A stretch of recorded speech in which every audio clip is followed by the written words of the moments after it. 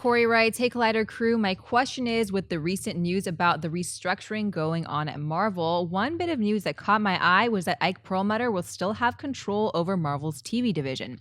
So I was wondering, do you guys think we will see a division between the TV and movie aspects of the MCU, and could this change hurt the chances of the Defenders or Agents of S.H.I.E.L.D. popping up in Infinity War or any future Marvel movies?"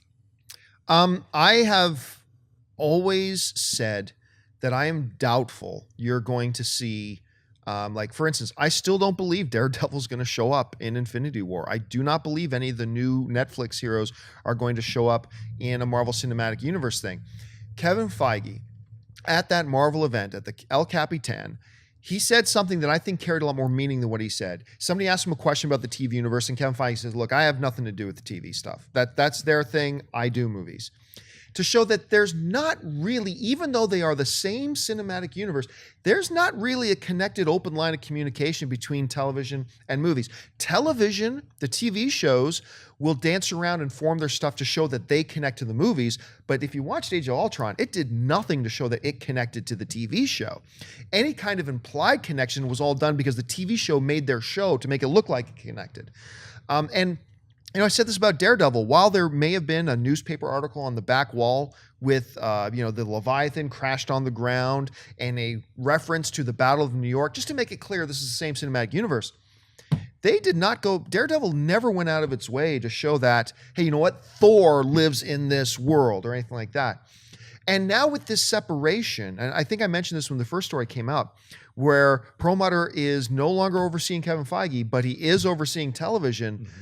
I think this just lessens the chances that we're going to see any of these TV properties cross over into the movies. I believe the TV properties will still be very anxious to pull in elements from the movies into their shows, but I think that's going to continue to be a one-way street. I don't think you're going to see the movies do the opposite. But maybe I'm wrong about that. Mark, what perspective do you have on this? I don't think it's going to change that much because I don't think it had a lot to do with each other in the first place, particularly when you're talking about the movies. I mean, that's what is the concern to me as somebody who doesn't watch the TV shows as much as I get so excited to see the films, is that these films already have source material to go on that they have to stay faithful to. So now throwing another wrench in there and saying, oh, no, now you have to make sure that this action coincides with everything that happened on Agents of S.H.I.E.L.D. or on Daredevil, something like that, it just muddies the water further. What would give me hesitation, even more so than I already have, is that, Perlmutter and Feige might not have the best relationship. So if that's why Perlmutter is now just overseeing TV and Kevin Feige doesn't have to report to him anymore, it might be like, oh, now we're going to get these two in a meeting, and Perlmutter says, hey, remember all those ideas I shot down of yours? Can we put Daredevil in a movie? That'd be awesome. Like, I think it'd be cool to see Daredevil or to see the Punisher in Infinity War. But if I'm putting my fantasy team together, I'm leaving them on the bench.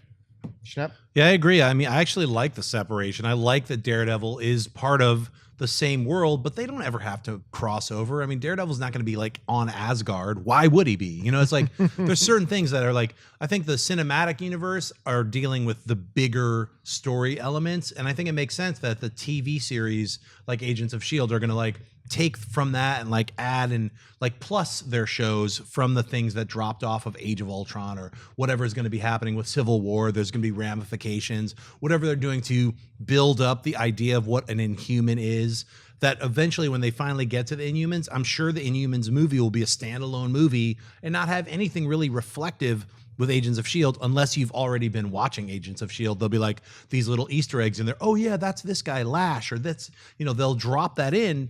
That'll just be naturally there. So I don't really have any trepidations of the separation because they've already made it really clear that the cinematic universe stands on its own. The television universe, though part of that same cinematic universe, doesn't, they're they don't go back and forth. It's a drop down. You got the movies and then the television shows, because they have 22 episodes to deal with it. It's like, oh, we'll incorporate Sif into our story or this and that. And it just makes the TV shows better and it doesn't hurt the movies. You know what it reminds me of? I think that maybe this is a really bad analogy, but this is the way I kind of think about it right now.